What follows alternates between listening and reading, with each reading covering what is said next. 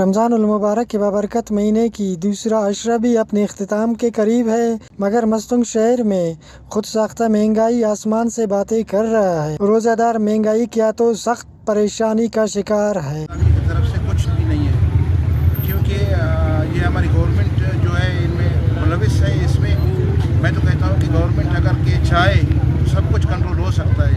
Government کی وجہ سے، ان کی بدخوری کی وجہ سے یہ نہیں ہو رہا۔ ہر ایک کی اپنی پرائز ہے،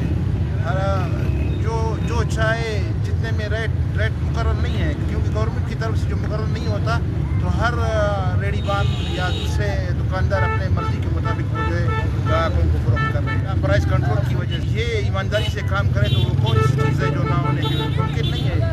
ہر چیز ناممکن نہیں ہے، ہر چیز ممکن ہے۔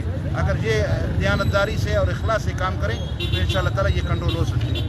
مہنگائی پہ کنٹرول نہیں ہو رہا ہے۔ آپ دیکھ رہے ہیں یہاں پہ گوشت کا مہنگائی کم کرو، مہنگائی 2000 روپیہ دے رہے ہیں، باقی 1800 روپیہ جو عام ہے ریٹ گورنمنٹ کا ہے وہ 1800 روپئے، ادھر 2000 روپئے۔ نمبر 2 گوشت، بڑے گوشت کا کوئٹے میں جو ہے بھائی 800 روپئے، وہ 800 روپئے شاید اس کو کوئی ملتا ہے نا کوئی پیسے کو 800 روپئے میں دے رہے ہیں۔ یہاں پہ جو ہے 1300 روپئے۔ یہ مہنگا بقائی ناجائز ہو رہا ہے۔ یہاں پہ یہاں پہ جو مہنگائی کنٹرول صرف مستوں میں جو ہے نہیں ہو رہا ہے۔ آپ کی نظر میں ہر وقت آتے ہیں لیکن کنٹرول نہیں ہو رہا ہے، انتظامیہ کنٹرول نہیں کر رہے ہیں۔ جو ہے کوئی کنٹرول قیمتوں کا کوئی کنٹرول نہیں ہے۔ آپ اس دکان سے اگر ایک حالت ہوگا دوسرے کا حالت ہوگا۔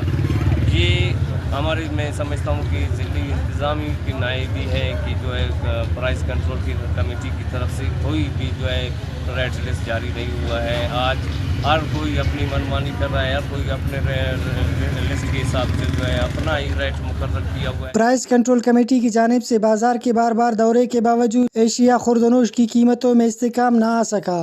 منافع خور منمانی قیمتوں کی وصولی جاری رکھی ہوئی ہے۔